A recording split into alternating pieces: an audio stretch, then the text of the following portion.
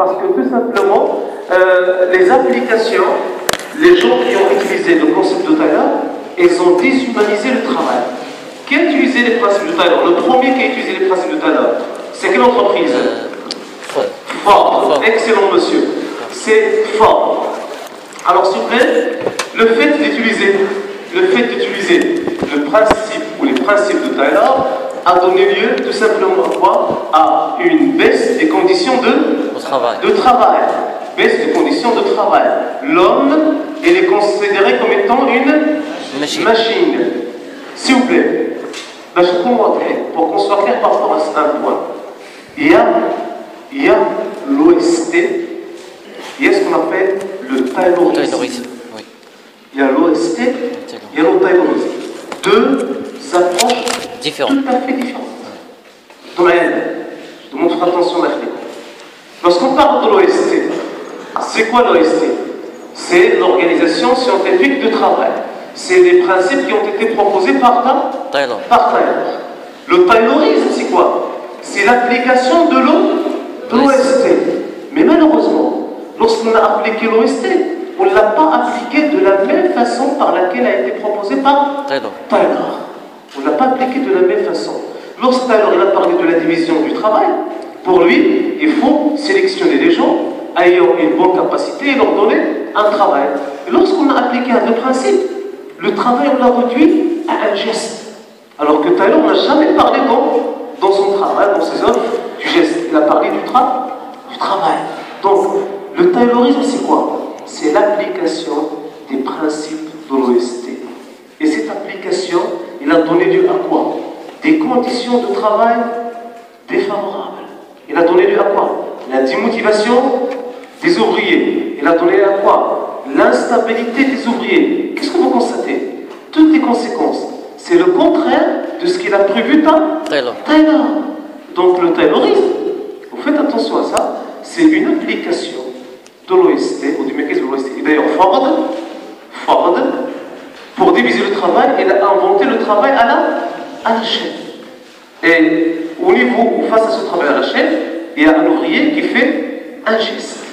Il y a un ouvrier qui fait, bien sûr, un geste. Ceci dit quoi? Ceci dit tout simplement que faites attention, il faut distinguer entre Taylorisme et bien sûr l'OST. Voilà le premier élément, c'est que les méthodes de Taylor ont été critiquées parce que tout simplement ils ont donné lieu à des déviations. Deuxième limite, le modèle de Taylor a été souvent associé à des conditions de travail déplorables, voire même inhumaines. Conditions de travail déplorables, pourquoi? À votre avis? Lorsqu'on dit l'OST, les conditions de travail sont déplorables. Oui? Je vous écoute.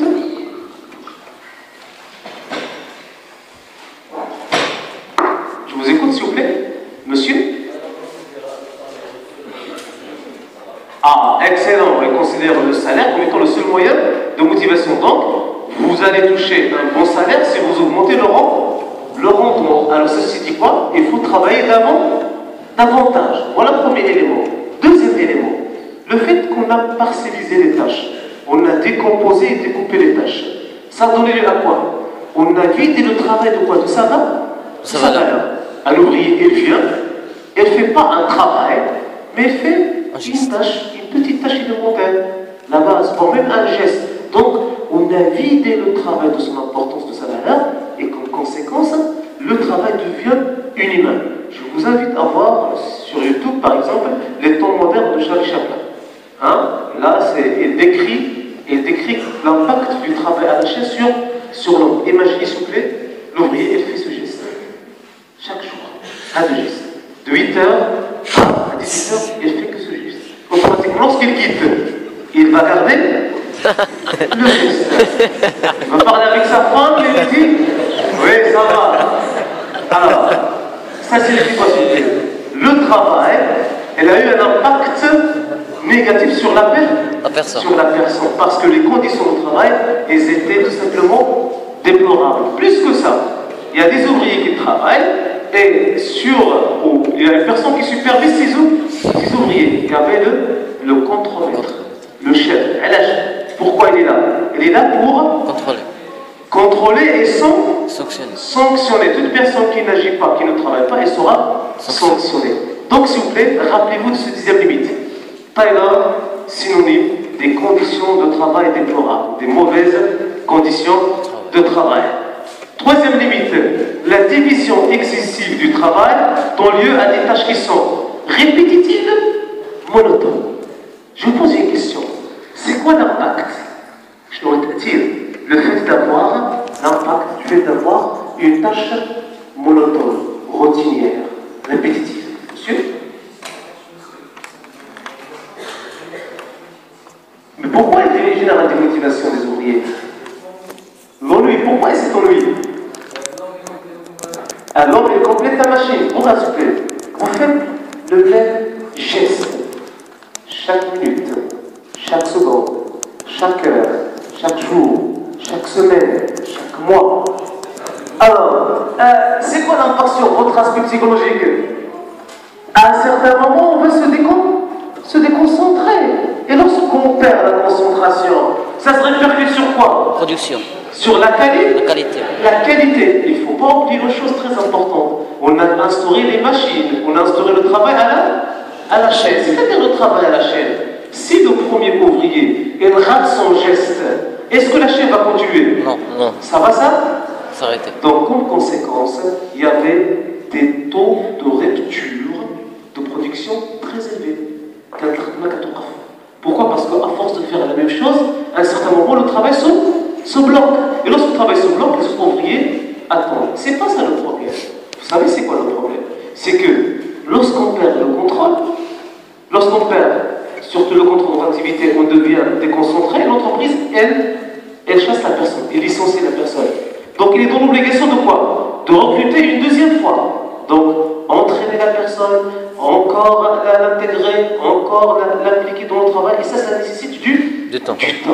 Donc automatiquement, la nature du travail rend la concentration et la productivité limitée avec le temps. Sans oublier une chose, vous, est-ce que vous allez être intéressé par un travail répétitif ou une tâche routinière? Non. Vous faites qu'une seule chose chaque jour? Non. Non. Parce que le travail n'est pas intéressant. On parle d'un besoin. C'est pour cette raison, s'il vous plaît, la limite du travail de l'OST, c'est que le travail, il perd sa valeur, il perd son intérêt. Alors, l'idée, un autre élément, c'est le fait que l'idée que l'ouvrier n'est motivé que par l'argent. Par le salaire. Le salaire, l'argent, l'aspect pécunier. Alors, est-ce que c'est vrai qu'on peut être motivé que par le salaire? Non. C'est un élément déterminant. T'apprends rien. Oui. Mais est-ce que c'est le seul? Non. Il est nécessaire, mais il n'est pas suffisant. Il est nécessaire, mais il n'est pas suffisant. Alors, je fais référence à ce que vous avez dit. Le fait d'utiliser le salaire comme étant un moyen élément, un seul élément de motivation, à un certain moment, l'ouvrier va perdre l'intérêt pour le travail parce qu'il a d'autres besoins, pas que des besoins financiers. Et dernier élément, en tout état de cause, il importe de retenir la logique taylorienne de production. Elle était très importante, elle est très adaptée, elle a donné lieu à une production extraordinaire, mais on ne peut pas l'appliquer dans tous les contextes. Attention, on ne critique pas l'approche taylorienne par rapport à la production, parce que le fait d'appliquer la logique du Taylor, il a donné lieu à une augmentation de la production. Il a donné lieu à une augmentation de la production. Mais au détriment de quoi? De l'homme. Au détriment du quoi? De la valeur du travail. L'homme, il n'avait pas une valeur. Il n'avait pas une valeur. Parce que l'organisation, on l'a considérée comme étant quoi? Une machine. Et les machines se composent de quoi? Des boutons. Donc l'homme était une pièce. Et lorsqu'une pièce devient défectueuse, qu'est-ce qu'on fait? On la change. Et l'homme, c'est tout simplement un outil, un facteur de production. Vous avez fait dans l'économie, dans l'introduction de l'économie, le travail, capital au travail. Et bien ça, c'est la logique taylorienne.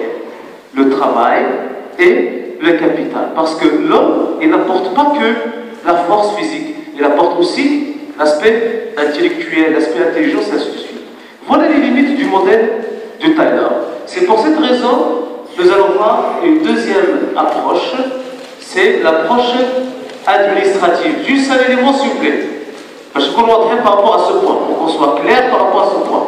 Lorsqu'on dit approche administrative, aspect administratif fait référence au management. À l'époque, on n'utilise pas le terme management. On utilise administration pour désigner le management, pour désigner la gestion. Donc nous allons voir l'approche administrative du travail selon Fayon. Alors s'il vous plaît, pour mieux expliquer ce point, pour Fayon, s'il vous plaît, pour Fayon, l'objectif c'était clair, c'était ça. Regardez l'objectif s'il vous plaît. Votre attention, regardez-moi. Créer une science de gestion des entreprises qui serait universelle, applicable en tous lieux, en tout temps et dans toute entreprise. Donc l'objectif de Fayon dans son modèle c'est quoi? Proposer une solution universelle.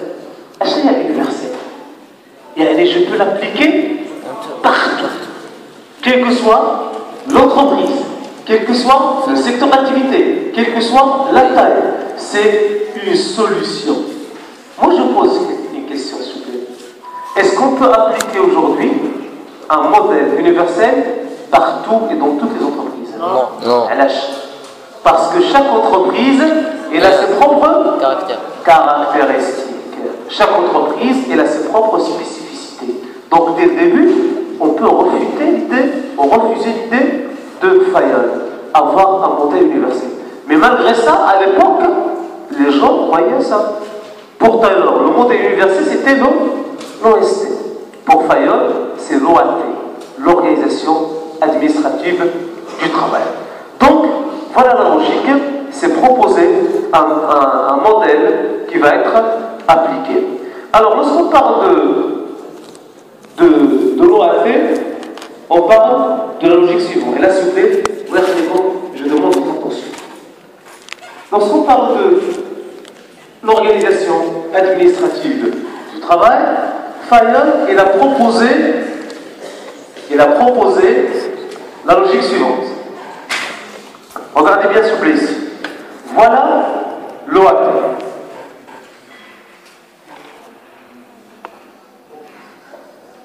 Prévoir, organiser, comment. Regarde. P-O-C-C-C. P.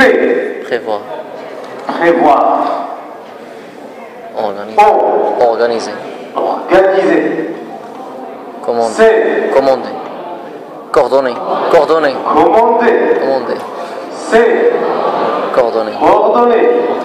Contrôler. Contrôler. Ça s'appelle P-O-C-C. Machine P-C-O-C-C. Ou la P-C-C-O-C. Ou la P-C-C-C-O.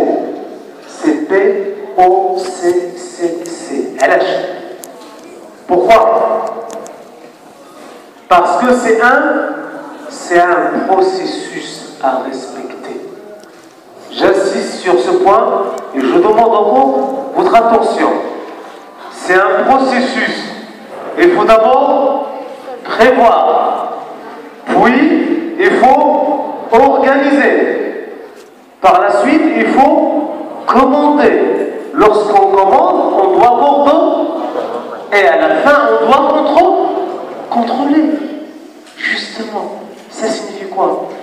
Lorsqu'on parle de l'OAT, ce n'est pas une recette. C'est un processus à respecter, c'est un processus à mettre en place. C'est un système de fonctionnement qu'il faut respecter. Beaucoup d'étudiants ne considèrent pas l'ordre de termes ou l'ordre d'étapes. C'est très important. La prévision, l'organisation, le commandement, la coordination et par la suite le contrôle. Donc, on est... donc, je sais tout à l'heure, POCCC. J'ai dit, ouais, ils sont forts, hein. Très bien. D'abord, je comprends comment vous faites pour...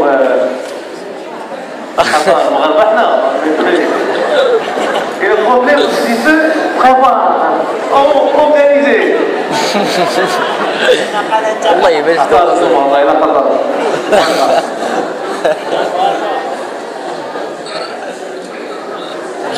Alors, s'il vous plaît, votre attention.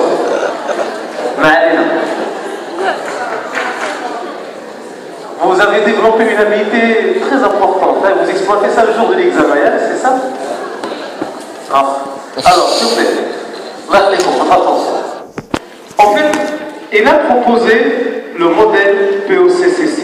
Mais attention, il a insisté sur un point important. Lequel? L'entreprise qui va ou qui doit réussir ce processus doit respecter 14 principes. 14 principes. S'il vous plaît, je demande votre attention. Là, l'objectif c'est quoi, s'il vous plaît? L'objectif c'est quoi? L'objectif c'est atteindre la performance. La première étape, la deuxième étape, la troisième étape, la quatrième étape et la cinquième étape qui a un impact par la suite sur la première étape. Dans ce processus, Fayol, il insiste sur le respect de 14 principes. Attention, Fayol, on le considère comme étant le père fondateur du management. Pourquoi? Parce qu'il a il a développé une méthode de faire, il a développé une science, il a développé un modèle axé sur le management moderne. Et d'ailleurs, plusieurs choses qui ont été provoquées ou utilisées ou annoncées ou traitées par Fayol, on les utilise aujourd'hui. Même aujourd'hui, on utilise la prévision, on utilise l'organisation, on utilise le commandement, on utilise le contrôle, on utilise la coordination, et ainsi de suite. Alors, quels sont les principes qui ont été proposés par Fayol pour atteindre cet objectif? Premier principe, c'est la division du travail. Alors, pour Fayol, un bon management ou une organisation performante dépend de la division du travail. Regardez bien, s'il vous plaît. La division du travail, il a une conséquence, il a pour conséquence la spécialisation des fonctions et la séparation du... C'est-à-dire, s'il vous plaît, attention. Pour Fayol, une organisation performante, c'est une organisation où le travail est bien divisé. C'est-à-dire bien divisé. On sait qui fait quoi. On sait qui fait quoi. C'est quoi? C'est la spécialisation. Et on sait qui commande qui. C'est la séparation du pouvoir, c'est le pouvoir. Donc pour lui, il faut commencer par la division de travail. On ne peut pas organiser, on ne peut pas mettre en place une structure, on ne peut pas parler de la performance d'une organisation, abstraction faite du principe de management. Deuxième principe, autorité et responsabilité. Attention, pour Fayol, l'autorité, le droit de commander d'ailleurs, et le pouvoir de se faire obéir. Rapport corollaire, la responsabilité. C'est-à-dire quoi ici? Qui peut expliquer un deux principes? C'est un principe très important. Le premier lien, et jusqu'à présent, on utilise ce principe. C'est le premier qui a parlé de cette exigence. Qui peut expliquer ce point, s'il vous plaît? Je vous donne un exemple. Je responsabilise cette personne. Là, tu es la responsable du département. Mais vous n'avez pas l'autorité, vous n'avez pas le pouvoir de décision. Est-ce que c'est logique? Eh là, ce n'est pas logique. Lorsqu'on responsabilise quelqu'un, il faut lui donner des moyens. Parmi les moyens, il y a l'autorité. Ça signifie quoi? Il faut associer la responsabilité à l'autorité. Vous avez donné à quelqu'un l'autorité, il faut qu'il soit responsable de cette autorité. C'est toi qui assumes la responsabilité. S'il y a quelque chose, une mauvaise décision, c'est toi qui dois assumer la responsabilité. Associer la responsabilité à l'autorité. Voilà le premier niveau. Deuxième niveau, associer l'autorité à la responsabilité. C'est-à-dire que lorsqu'on parle de l'autorité, il faut qu'il y ait la responsabilité. Lorsqu'il y a la responsabilité, il faut qu'il y ait l'autorité. Il faut qu'il y ait un équilibre.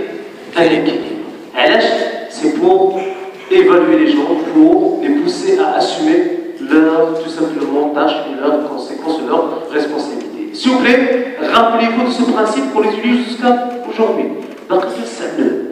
L'autorité, tu es responsable de cette autorité. Tu as une responsabilité, je te donne le pouvoir. deuxième principe. Troisième principe de Fayoum, la discipline. Attention, on est toujours dans l'approche classique. Carotte, bâton. La discipline, c'est-à-dire quoi? Il faut le mettre en place. C'est le premier. J'insiste sur ce point. Et je le souligne.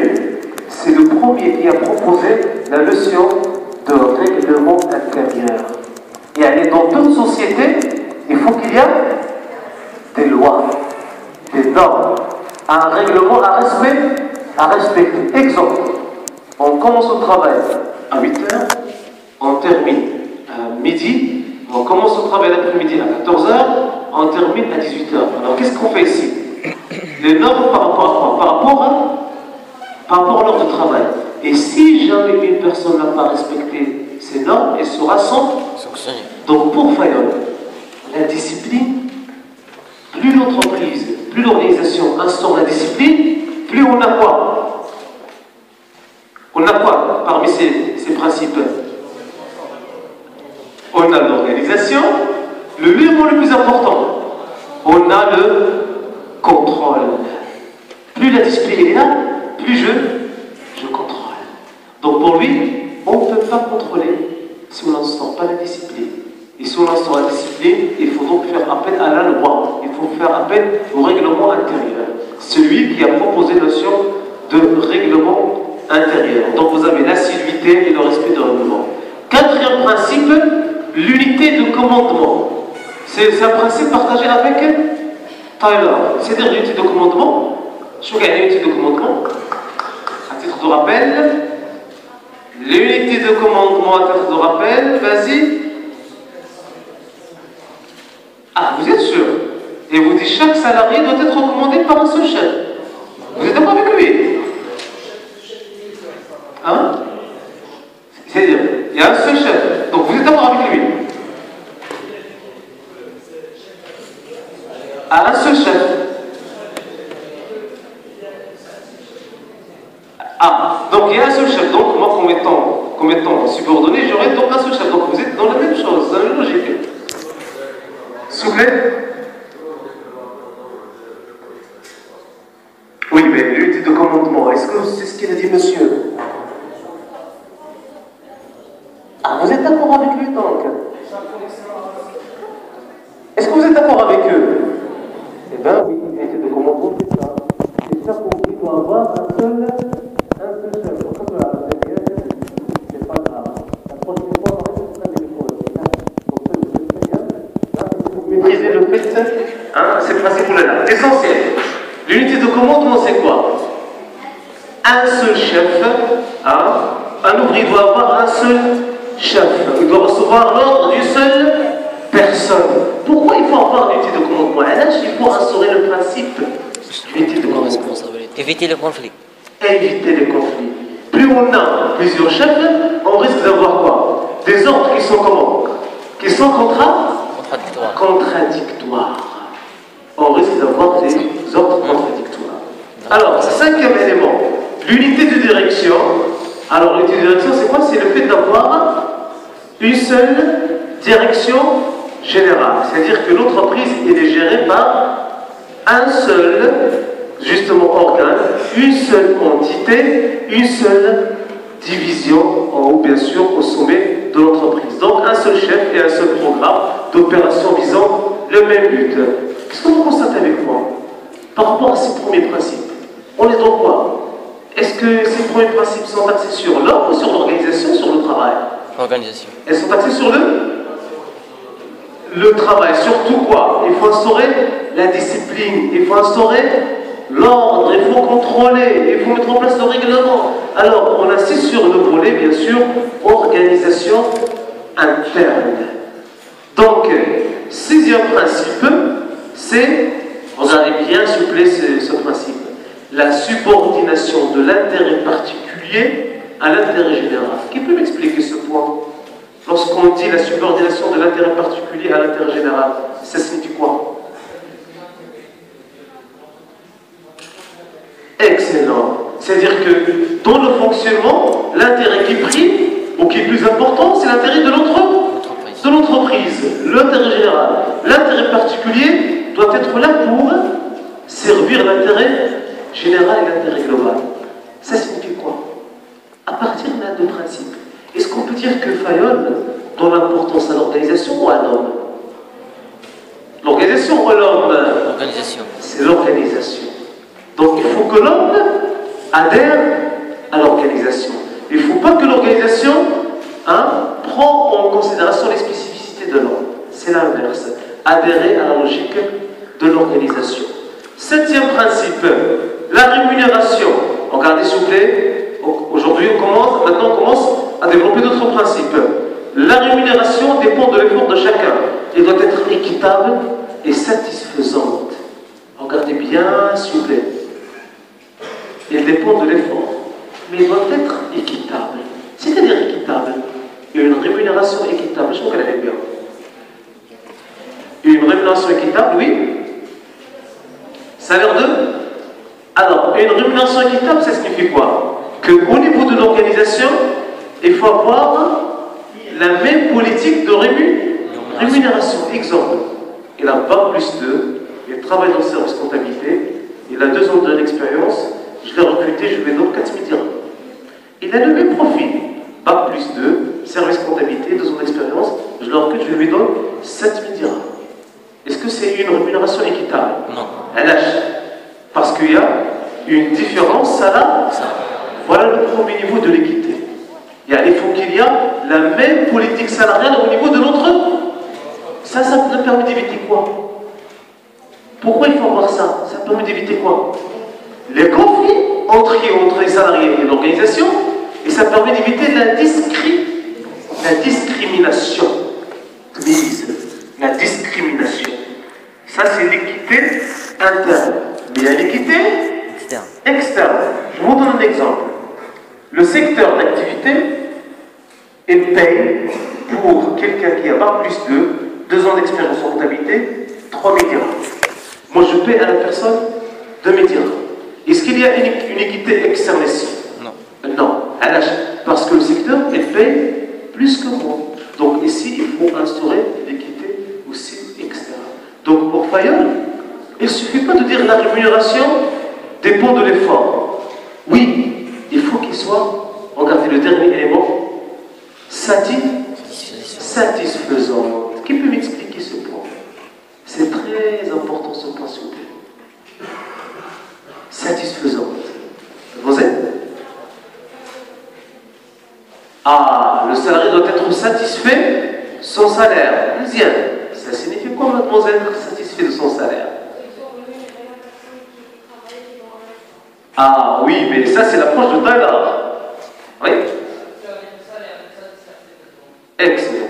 Lorsqu'on parle de satisfaction, c'est dire quoi? Que le salarié, il considère ce salaire, elle est juste par rapport à l'effort déployé. Et en plus que ça, il va lui permettre de quoi? De satisfaire ses besoins. Est-ce que Taylor pense de cette façon? Taylor pense selon la logique que vous avez développée, mademoiselle. C'est-à-dire l'effort plus de salaire. Il y a la logique de Taylor. Mais peut-être on a sous-estimé l'effort. Peut-être que la personne n'est pas motivée par le salaire que je lui donne. Je vous donne un exemple. Une entreprise, une personne, écoute juste un exemple. Une personne a dit voilà, on va donner à la personne 2 000 dirhams par mois. On a fait comme un exemple par rapport à une activité que j'ai vécue moi-même.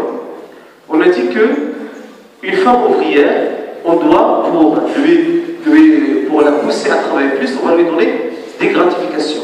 Et plus le rendement il est important, plus le salaire il est important. Très bien, là, ce sont des femmes ouvrières qui assurent la récolte. Elle récolte le fruit par rapport bien sûr à la production agricole. On a dit bon voilà, on va payer pour chaque personne 1 dirham la caisse. Chaque caisse récoltée de plus qu'une norme. À partir de 15 caisses, une fois qu'elle produit 15 caisses, si elle produit une caisse de plus, on va lui donner 1 dirham par caisse. Alors, qu'est-ce qu'on a constaté? Au début, c'était important. Mais malheureusement, la femme, elle a travaillé pendant toute la journée. Elle a assuré la production de combien? La productivité de combien? 15 caisses. Est-ce que vous pensez qu'il va garder le même rythme de travail? Non, parce qu'il a travaillé 7 heures, 6 heures pour produire 15 caisses. Et avec à peu près certaines, il lui reste 1 heure ou 2 heures pour produire le plus. Alors il produit une caisse de plus par jour. Une caisse de plus par jour, c'est combien? C'est 1 dirham par jour. Multiplié par 26 jours de travail, 26 dirhams de plus. Alors les femmes commencent à constater que la rémunération n'est pas satisfaisante à l'âge. Parce qu'elles travaillent 1 heure de plus pour avoir 1 dirham par caisse. Alors ils ont négocié, on a dû augmenter d'1 dirham à 8 dirhams par caisse. Au moins, ils vont toucher 200 dirhams ou 300 dirhams de plus par mois. Ça signifie quoi? Il ne suffit pas de proposer un salaire. Il faut le négocier. C'est la première fois qu'on parle de la négociation salariale. Taylor, il impose le salaire. Fayol, il insiste sur la négociation. Est-ce que tu as demandé là? On donne l'importance à l'homme, oui ou non? Mais toujours, la priorité, c'est l'économique, c'est l'intérêt de l'entreprise. 8e élément, la centralisation, c'est-à-dire quoi? Les décisions doivent être prises par qui? Par la direction générale, par le chef, par le sommet stratégique. On centralise, c'est au niveau du sommet qu'on trouve la décision stratégique. Donc automatiquement là, bien sûr, il faut centraliser la décision, il faut impliquer, donc fait d'ordre naturel, alors le degré de centralisation et en fonction de l'activité de l'appétit du personnel. Alors, Fayol, il insiste sur un point. S'il vous plaît, là je découvre votre attention. Fayol, il insiste sur un point. Lequel? Pour lui, il faut centraliser. C'est une obligation, parce qu'il a fait une analyse sur la base du main-d'œuvre qualifié ou non qualifié? Non qualifié. Pour lui, plus la main-d'œuvre est qualifiée, plus il faut décentraliser. Plus la main-d'œuvre n'est pas qualifiée, alors plus il faut centraliser. Ça signifie quoi ici? La centralisation, c'est une obligation dans le cas de main-d'œuvre non qualifiée. Et c'était le cas. C'était le cas plus tôt. Alors il a constaté que la main-d'œuvre était non qualifiée, comme conséquence centralisée. 9e élément, la hiérarchie. C'est-à-dire la hiérarchie, pour lui, il faut déterminer la voie hiérarchique. C'est quoi lorsqu'on parle de lien hiérarchique? C'est quoi le lien hiérarchique? C'est un lien qui détermine quoi? Oui? Et détermine quoi?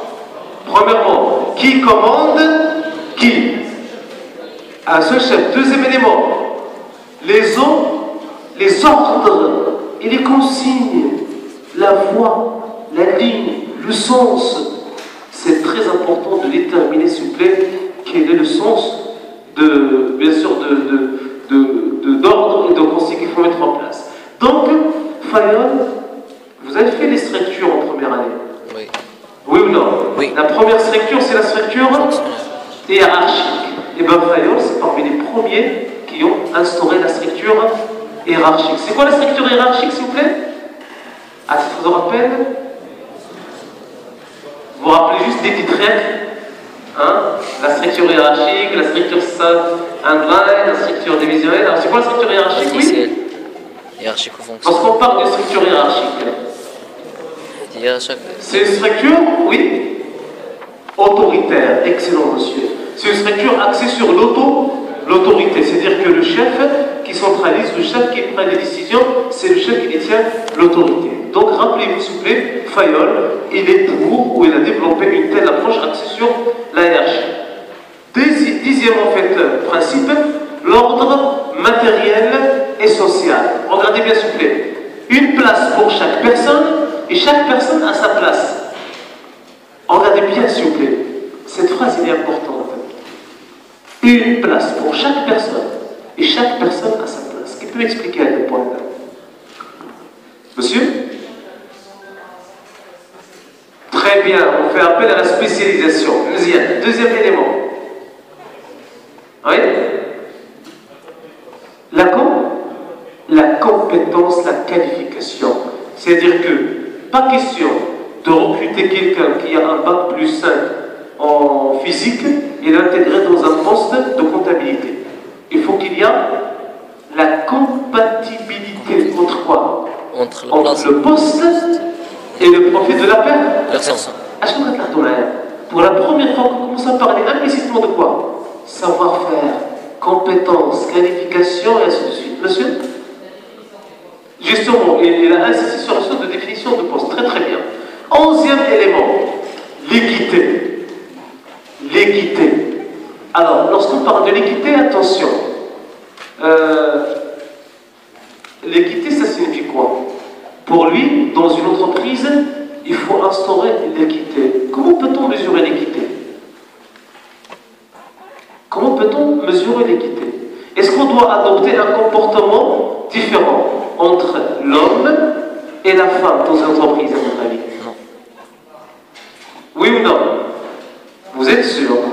Est-ce qu'on doit instaurer des règles de travail différentes pour l'homme et la femme ou les mêmes règles? Les mêmes règles? Vous êtes sûr? Non, non. Donc, c'est-à-dire que le jour où il va tomber enceinte, pas question de lui donner un congé de maternité. Non, non. Hein? Vous êtes d'accord avec moi? Non. Est-ce que là, la femme, elle a des caractéristiques? Oui. Oui ou non? Oui. Il a ses propres caractéristiques. Il a des engagements, il a des responsabilités. Je vous donne un exemple. Le cas social, la reproduction. Là, la femme, naturellement, c'est elle qui va tomber enceinte. C'est elle qui va avoir l'enfant. C'est elle qui va avoir besoin d'un congé de maternité.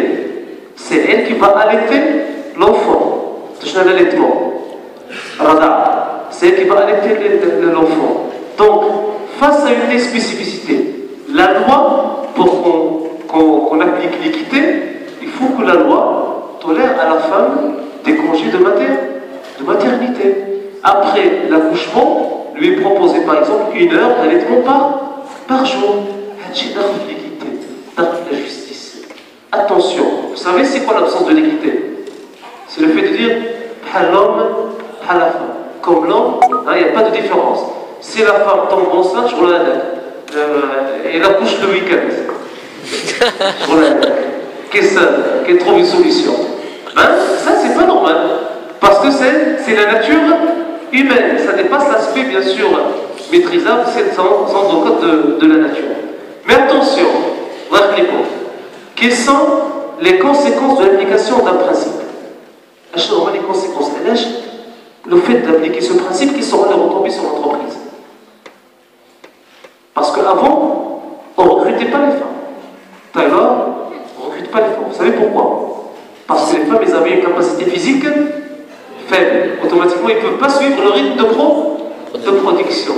Mais à un certain moment, on a constaté une chose, un déséquilibre social. Les hommes travaillent et les femmes deviennent dépendantes.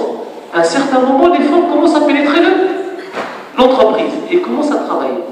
Et on ne peut plus traiter la femme de la même façon que l'homme. Il a insisté sur l'équité. Lorsqu'il a insisté sur l'équité, on a posé la question, on a dit oui, c'est vrai, il ne faut pas traiter d'un point de vue juridique et légal les femmes de la même façon que les hommes. Même les enfants de la même façon que les hommes âgés ou les adultes. Et c'est pour cette raison qu'il y avait un changement au niveau de l'entreprise. Donc, deuxième principe, c'est la stabilité du personnel. S'il vous plaît, pourquoi Fayolle il insiste sur ce principe? D'ailleurs, il a consacré dans son ouvrage tout un chapitre à cet aspect de stabilité du personnel. Monsieur.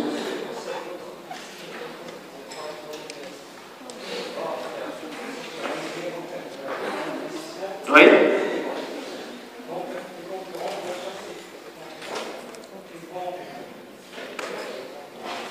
Très bien, s'il vous plaît. Pour Fayolle, si l'entreprise perd un ouvrier, si l'entreprise perd un salarié, c'est une perte de quoi? Savoir-faire, excellent monsieur. C'est une perte de connaissances. C'est une perte tout simplement de compétences. Et qui va utiliser cette connaissance, ce savoir-faire et cette compétence? Les concurrents. C'est les concurrents. C'est les concurrents. simplement. Donc, une organisation performante, c'est une organisation qui va garder, préserver stabilité de personnel. Mais malheureusement, il n'a pas expliqué comment assurer la stabilité du personnel. Parce que pour lui, dans sa logique de pensée, la stabilité, on peut l'avoir grâce à quoi? Un bon salaire.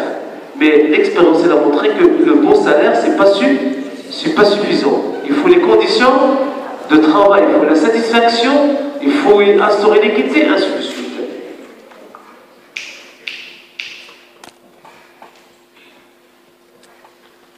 Treizième principe, l'initiative. Alors, c'est-à-dire l'initiative. Pour Fayol, il faut donner l'initiative. À chaque année, il faut donner l'initiative. C'est-à-dire, il faut donner l'initiative. Oui, monsieur? La créativité. Très très bien. S'il vous plaît, Taylor. Est-ce que Taylor était pour l'initiative? Non. Alors, pour lui, l'homme, elle est là pour faire un geste. Elle est là pour faire un geste. On ne demande pas plus. Juste faire un geste.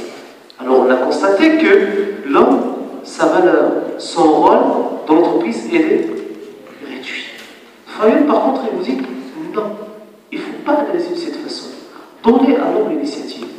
En lui donnant l'initiative, il peut s'impliquer.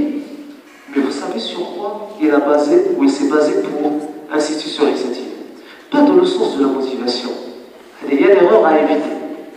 Pour lui, ce n'est pas pour motiver les gens. Non. Parce que lorsqu'on donne l'initiative aux gens, ils peuvent améliorer le travail. Parce que c'est eux qui sont en contact direct avec le poste.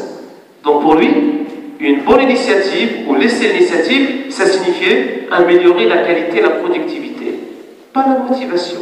Il y a toujours, on donne des principes qui s'inscrivent dans la logique humaine, mais dans l'objectif, c'est quoi? C'est préserver une organisation performante. Il y a le plus important, c'est toujours l'organisation de l'économie. Dernier principe, c'est le principe d'union et d'harmonie de personnel. Mais attention, vous savez, Fayol insiste sur un élément important, significatif, lequel?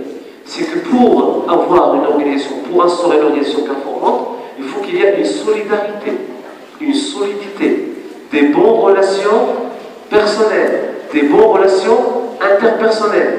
Mais attention, si les hommes mettent en place une union, mettent en place une solidarité, ça peut être contre qui? Contre l'organisation, contre excellent, la direction générale. Ça explique le principe ou le phénomène de syndicat. Donc pour lui, attention, l'union elle est bien, mais elle est risquée. L'union elle est bien, mais elle est risquée.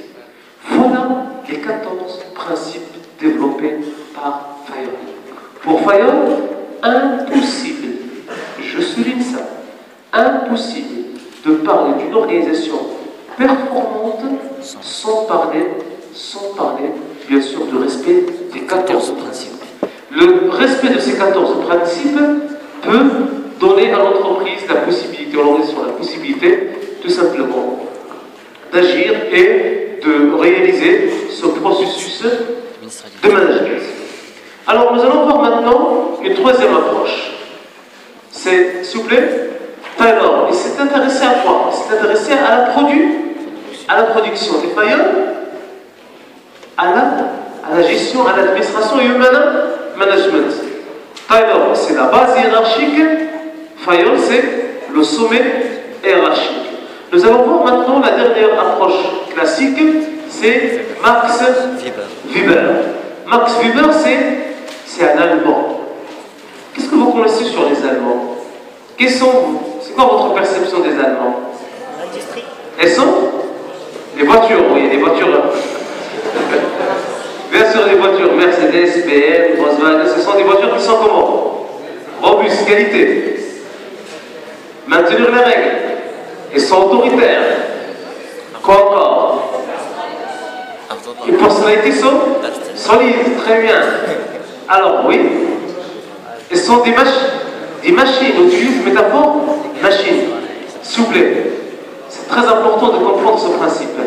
C'est que Max Weber, il a développé, attention, Max Weber, il a développé un modèle axé sur quoi? Sur un seul principe, l'autorité. L'autorité. Attention, c'est un Allemand qui fait référence à sa culture, qui fait référence à son entourage pour développer un modèle. Pour lui, une organisation performante, c'est une organisation où il y a deux choses. La règle et l'autorité.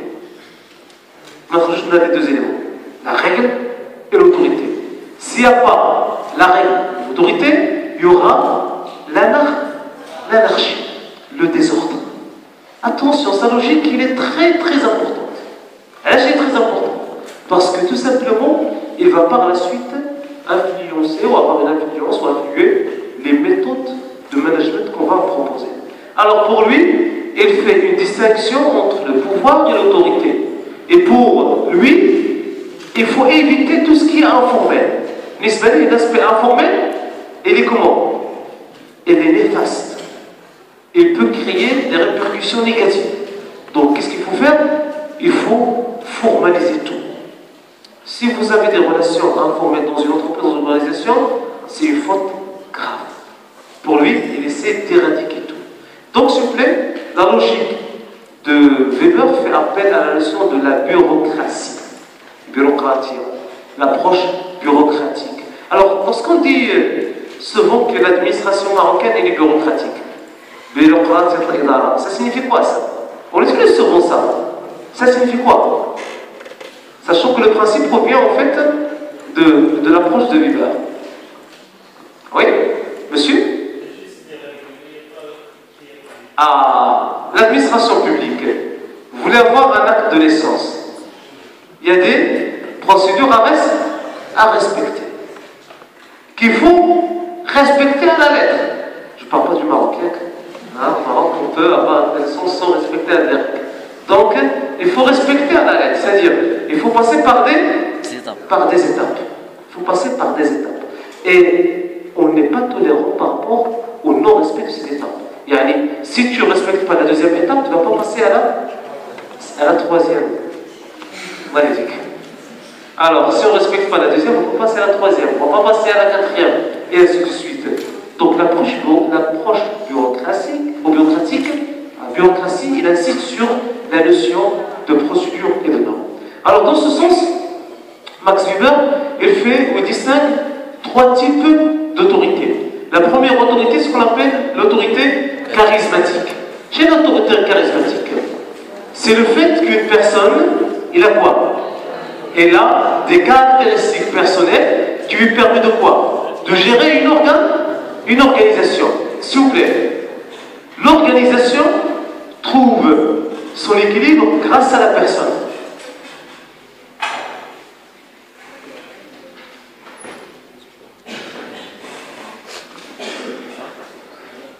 Alors, s'il vous plaît, lorsqu'on parle d'autorité charismatique, vous avez l'organisation et vous avez au centre, vous avez le chef ou le leader. Donnez-moi un exemple, un exemple des entreprises modernes où l'autorité est charismatique. Une entreprise que vous connaissez tous, Ford, avant, avec Henry Ford. Voilà. Ford. Essayez d'innover. Innover dans les conversations. Alors, Steve Jobs. Vous connaissez Steve Jobs, s'il vous plaît? Oui. Apple. Alors, l'organisation d'Apple, il était autour de Steve Jobs. D'ailleurs, après la mort de Steve Jobs, vous savez, il a perdu 2,7 milliards de dollars. Les cours d'action ont baissé. Parce que toute l'organisation, elle était autour de quoi? De la vision et du charisme de Steve Jobs.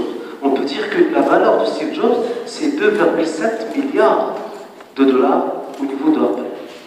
Bill Gates. Vous connaissez Bill Gates? Microsoft. Toute l'organisation autour de Bill Gates. Aujourd'hui, il a quitté Bill Gates, il a quitté Microsoft, mais il est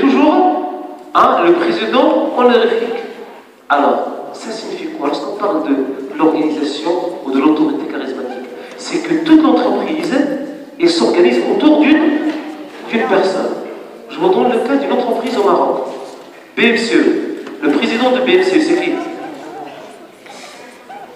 Raphaël Bill Gates, Raphaël Steve Jobs, Raphaël, le président d'une entreprise marocaine.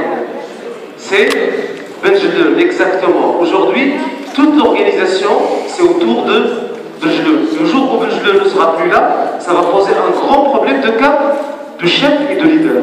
S'il vous plaît, votre attention. Pour Max Weber, est-ce que c'est une bonne ou mauvaise organisation? Alors, je vous dis mauvaise organisation. Pourquoi vous dites mauvaise organisation? C'est une bonne organisation tant que le chef, il est là, il est vivant. Mais dès le moment où le chef n'est plus là, on perd quoi? On perd tout simplement le sens d'organisation. Et d'ailleurs, attention, Microsoft, après le départ de Bill Gates, il a décaissé beaucoup d'argent. Il y avait des conflits entre les associés, des conflits entre les managers. Il n'y a pas un leader qui va associer, qui va imposer tout le monde. Donc, s'il vous plaît, c'est une bonne approche tant que le leader est vivant. Mais dès le moment où il est vivant, ou pardon, le leader n'est plus vivant, ou ne fait plus partie de l'entreprise, eh bien, il perd l'organisation. Voilà la première organisation, ce qu'on appelle l'organisation charismatique. Deuxième organisation, c'est l'organisation traditionnelle, classique, dont l'autorité découle de quoi? Elle découle de statut. Et allez, bien sûr, là, le statut de la personne qui détermine, bien sûr, l'autorité. Exemple, je suis dans une entreprise qui a l'autorité sur moi. C'est mon patron. Elle a l'autorité sur moi, le patron. Parce qu'il me paye un ça et parce que c'est mon super. Voilà le statut. On peut parler aussi de l'organisation féodale. L'organisation féodale, c'est-à-dire qu'on exploite la terre et contre cette exploitation, on paye des royalties, on paye bien sûr des commissions.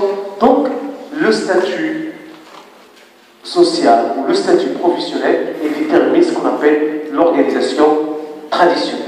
Donc, dans ce sens-là, comme je l'ai dit, on peut faire appel à la forme patrimoniale, le cas de l'entreprise, le salaire, et la forme féodale. Bien sûr, c'est le pouvoir là où l'autorité est comment? Elle est claire, elle est simple, elle est justifiée sur la base de quoi? Sur la base de salaire. Troisième élément, troisième organisation, l'organisation rationnelle, ou ce qu'on appelle l'organisation légale. C'est-à-dire que, s'il vous plaît, ici, l'autorité, elle est expliquée par quoi? Par les règles internes, par les normes internes, par les échelles de fonctionnement interne. Ça signifie quoi, s'il vous plaît? Ça signifie tout simplement que dans ce genre d'organisation, il faut instaurer des normes et des règles et des procédures de travail. Donc, s'il vous plaît, pour Max Weber, la dernière, celle-là, l'organisation rationnelle, reste la plus importante et la plus efficace. La première pose un problème. C'est quoi le problème de la première?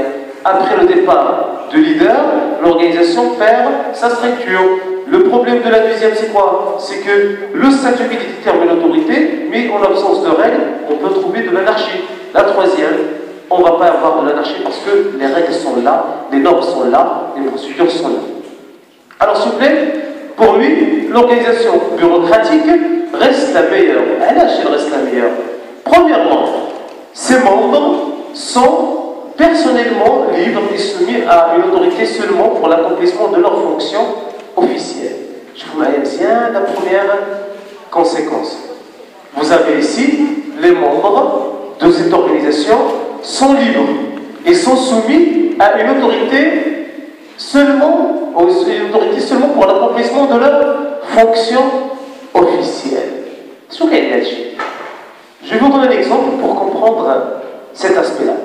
Un jour, j'étais dans une entreprise, on travaillait dans une réunion entre le patron et le directeur marketing de cette entreprise, le directeur commercial. Une réunion a commencé vers le coup de 11h, on a terminé vers le coup de midi. Alors, la réunion elle a pris fin, Le patron, c'est une entreprise familiale.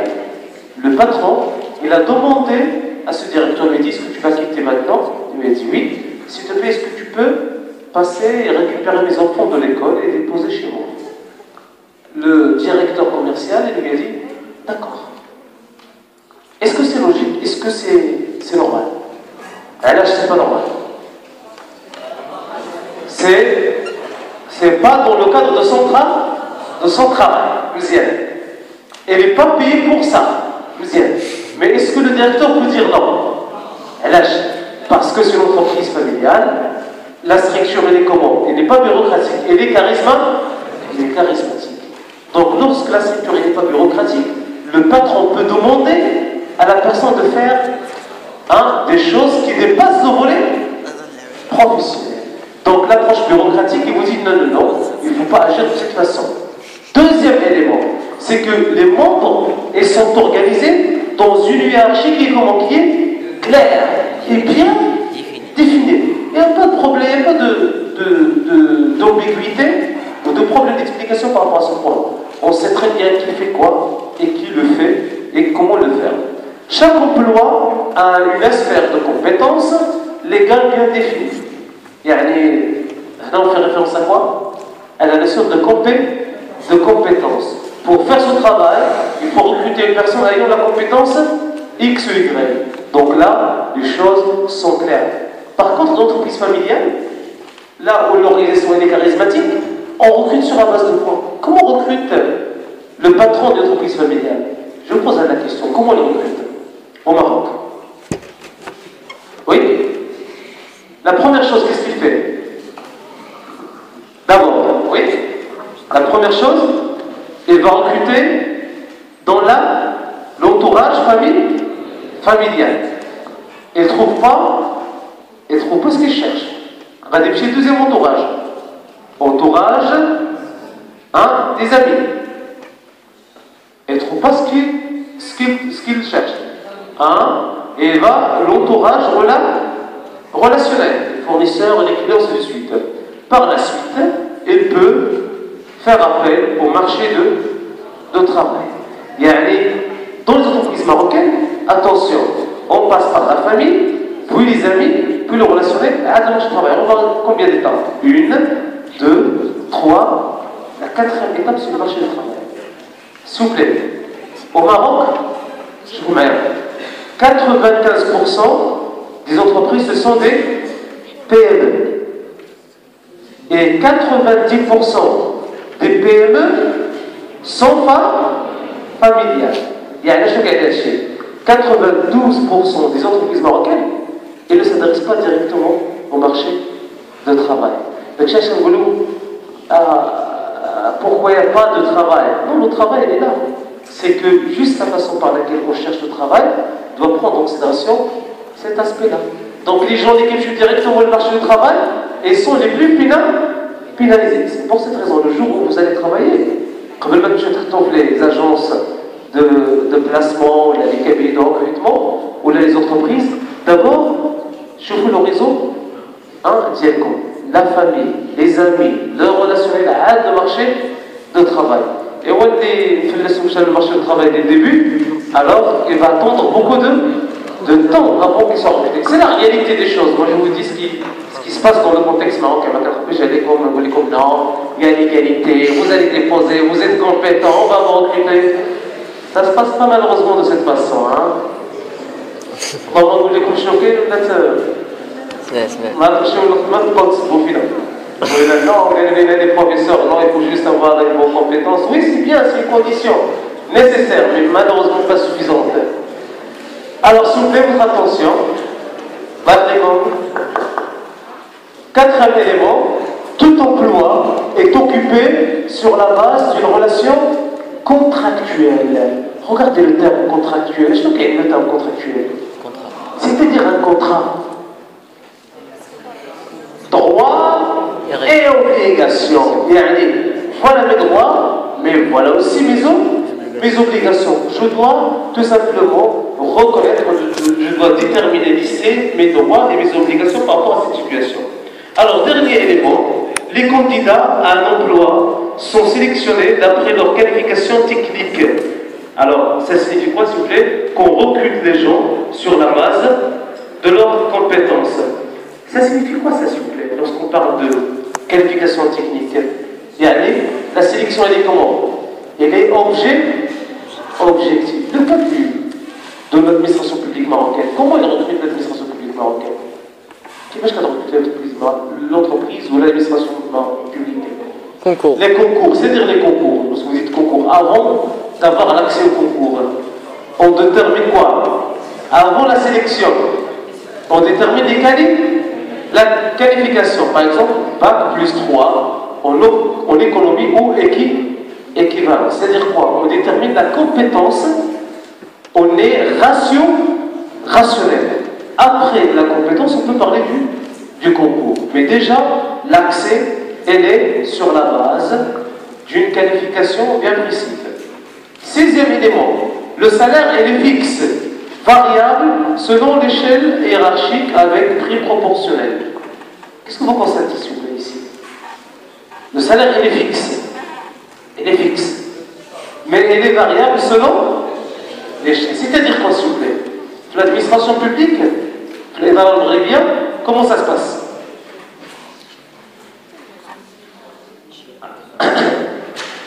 Attention, s'il vous plaît. Par exemple, au niveau de l'administration publique marocaine, on a ce qu'on appelle l'indice. Il y a ce qu'on appelle le grade. Il y a ce qu'on appelle l'échelle. Il y a ce qu'on appelle l'échelon. C'est-à-dire quoi? Que, avant de passer d'un salaire à un autre, il faut passer par plusieurs étapes. Vous avez, par exemple, un salaire ici, le niveau hiérarchique. Un poste ici, poste 1 par exemple. Pour passer au poste 2, il faut d'abord passer par 4 catégories.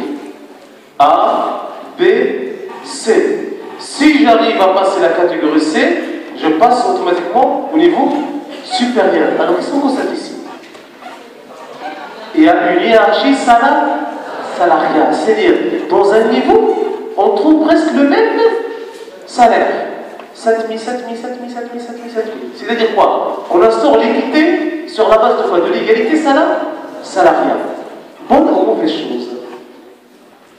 Est-ce que c'est une bonne ou c'est une mauvaise chose? Pourquoi beaucoup de gens dans l'administration publique marocaine sont démotivés? Lâche. Oui? Ah, le passage d'un grade à un autre, Non. ça nécessite beaucoup de temps. Dans quelques administrations, 10 ans. Associé. Le passage d'un grade à un autre. Vous savez, le passage d'un grade à un autre, ça vous permet d'avoir un salaire de combien? Une augmentation de combien? Voilà. 200 dirhams. Donc, 10 ans pour avoir une augmentation de 200 dirhams. Et vous demandez pourquoi les gens sont démotivés. Alors que dans l'entreprise privée, on peut passer d'un niveau à un autre facilement avec un salaire intéressant. Le seul atout qu'a l'entreprise, quand l'administration publique, c'est quoi? C'est la sécurité. Il y a l'administration publique, il y a cette sécurité. Mais l'entreprise privée, non. Tu touches très bien, mais tu n'as pas la sécurité. S'il vous plaît, lorsqu'on parle de l'aspect salarial, selon Max Weber, il faut déterminer un salaire fixe. Et il faut évoluer selon ce salaire dans l'entreprise. 7e élément, l'emploi dans l'organisation est la seule occupation professionnelle de ces membres. C'est-à-dire quoi? Que les gens, ils ont une seule occupation. Il y a l'objet du contrat. L'objet du contrat. Ils sont recrutés et touchent un salaire. Et c'est ça la raison d'être de ces gens-là au niveau de l'entreprise. Un autre élément déterminant, la promotion se fait selon l'appréciation du supérieur. C'est-à-dire que, c'est quoi la promotion? C'est passer d'un niveau inférieur à un niveau supérieur. Qui détermine la promotion? Qui la détermine? Qui l'instaure au niveau de l'organisation? C'est le chef, c'est le supérieur hiérarchique. S'il est content de toi, ben, tu vas avoir la promotion. S'il n'est pas content de toi, tu ne vas pas avoir la promotion. Et ça crée quoi? Des problèmes. D'ailleurs, on va voir ça par la suite comme étant un élément négatif de l'approche bureaucratique. L'employé n'est ni propriétaire de ses moyens, ni de son poste. C'est-à-dire quoi? Qu'il est là pour exercer, pour exécuter un contrat. Les moyens qu'il utilise sont la propriété de l'entreprise et le poste, il peut bien sûr rester dans son poste s'il est performant, comme il peut faire l'objet de licenciement si jamais il n'arrive pas à atteindre ses objectifs. L'employé est soumis à une discipline stricte. Qui peut m'expliquer ce point? Lorsqu'on dit l'employé, il est soumis à une discipline stricte, ça signifie quoi? Ouais? C'est-à-dire, si jamais il ne réalise pas les objectifs de son contrat, il sera facilement viré et licencié. Ceci dit quoi, s'il vous plaît, que l'approche bureaucratique reste, selon Max Weber, une approche très importante. Elle est très importante, parce qu'il y a deux éléments significatifs. L'autorité et la règle. Je précise, l'autorité et la règle. Le fait qu'on instaure des éléments, les choses sont claires. Il n'y a pas d'ambiguïté. Toutes les choses sont transparentes. Et les personnes sont engagées sur la base de quoi? Sur la base de leur effort, sur la base de leur valeur, soi-disant, du travail. Ceci dit, s'il vous plaît, que les trois écoles, pardon, pas les trois écoles, mais trois auteurs, Tyler, Fayol et Weber, ont proposé un modèle. Constatez, s'il vous plaît. Je précise ce point. Les trois auteurs, Tyler, Fayol, Weber, ils ont proposé un modèle. Le premier a proposé quel modèle? L'OST. Le deuxième, l'OAT. Le troisième, l'entreprise ou l'organisation bureaucratique. Pour ces trois, il y a ce qu'on appelle le One Best Way. C'est-à-dire une seule façon, une unique façon pour faire les choses.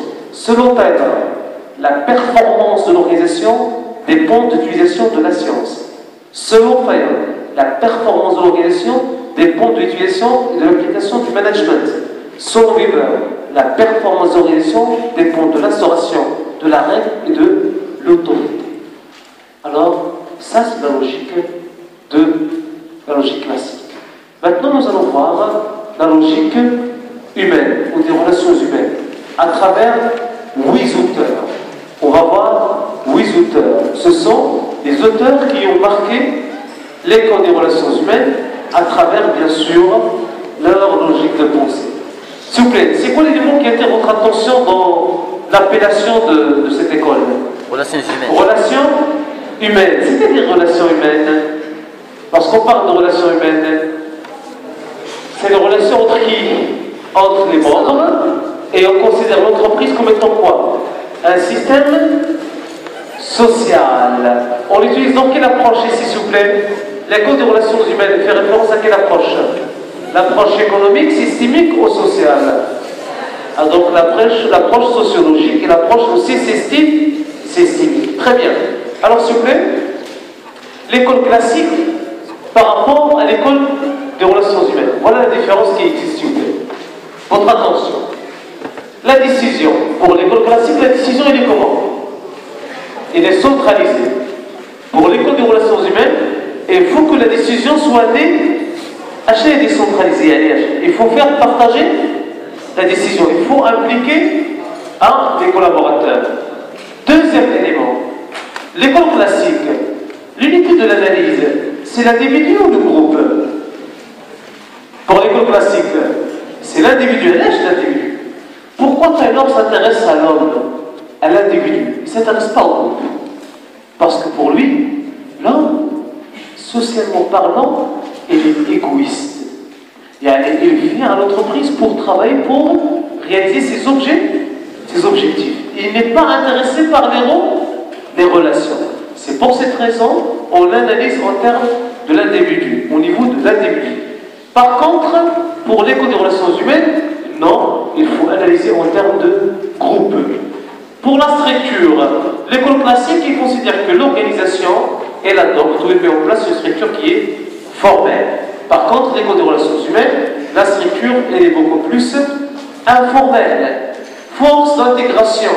Pour l'école classique, il faut utiliser l'autorité. Pour l'école de relations humaines, il faut utiliser la confiance.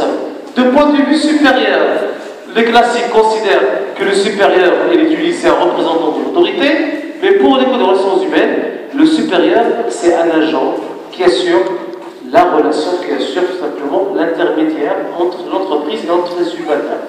Alors qu'est-ce que vous constatez ici? L'école de relations humaines, elle essaie donc de quoi? De mettre l'accent sur quoi? Sur l'homme, sur l'individu, sur le groupe, sur les relations, sur la confiance. Il ne considère pas l'homme au service de l'organisation. Il considère que l'homme suit une partie prenante de l'organisation. Il considère l'homme comme étant un élément déterminant dans l'organisation. Donc, à votre avis, le modèle qui va être présenté par l'école des relations humaines, ça va être un modèle social, humain ou un modèle économique?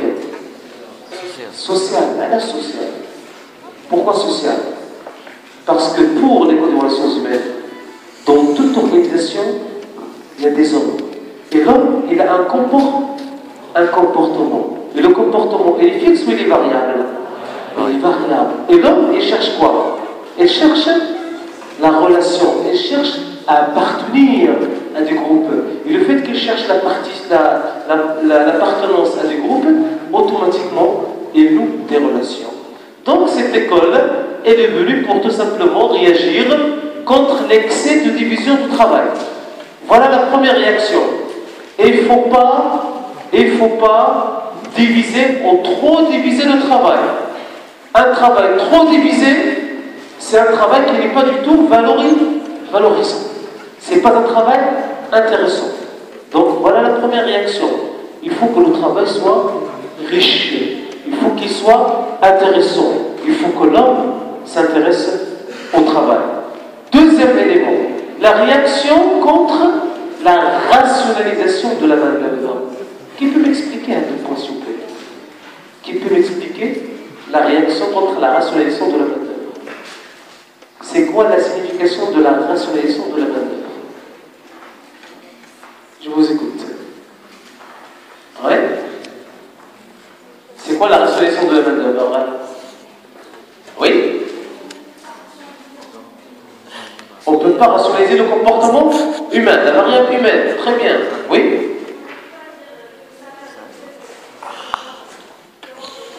Ah, on ne peut pas dire que le salaire est le seul déterminant de travail.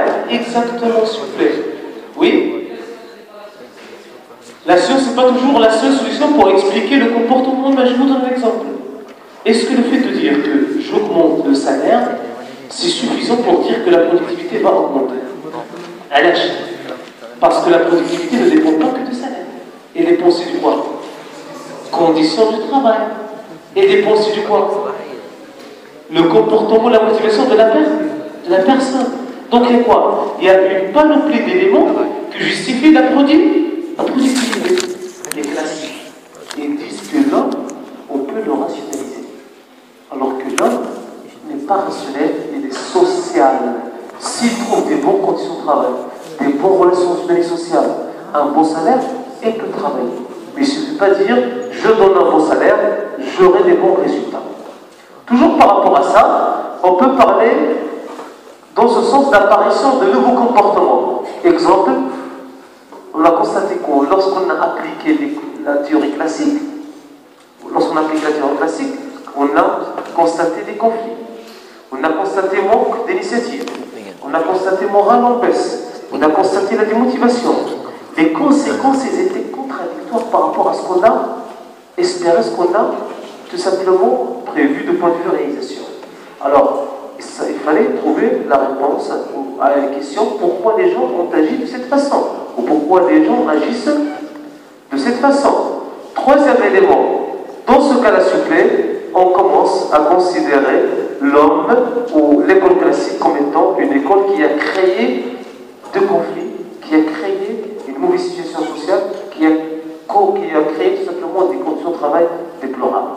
Donc, il faut supprimer cette école, il faut éradiquer cette école ou tout simplement il faut la compléter de point de vue principe? Je vous pose cette question s'il vous plaît. Est-ce que l'école des relations humaines, elle a proposé le remplacement ou l'amélioration? L'amélioration. Vous êtes sûr? Oui. Oui? Elle a demandé le route? Eh bien non, c'est pas le remplacement. Elle a demandé compléter l'école classique. Parce qu'on ne peut pas éradiquer ni supprimer en fait une école déjà existante. Attention, la production elle était là. Parce qu'en utilisant les machines, en utilisant l'automatisation, la production a augmenté. Il y avait un problème. Lequel? Les conditions, elles étaient déplorables. Donc on va agir sur les conditions, mais en préservant la technologie. S'il vous plaît, rappelez-vous de ce principe. Les écoles de pensée en organisation, ou les modèles de pensée en organisation, ce sont des modèles complémentaires. Chaque modèle, il apporte tout simplement des solutions pour compléter les insuffisances du modèle précédent. Mais jamais il y a un modèle qui remplace l'autre. Parce qu'on est dans la continuité. Donc s'il vous plaît, voilà les auteurs que nous allons traiter ensemble. Vous avez le premier auteur, c'est Elton Mayo. Deuxième auteur, Barnard. Troisième auteur, Kurt Lewin, Abraham Maslow, Ellsberg, McGregor, Likert et Chris. S'il vous plaît, nous allons voir 8 facteurs, 8 principes en gestion de ressources au management selon l'école des relations humaines. D'abord, la notion du groupe, l'entreprise comme centre de coordination, les 3 formes de leadership, la pyramide de besoins, le modèle bifactoriel, la théorie X et Y, les 4 styles de leadership et la théorie de l'apprentissage de l'organisation.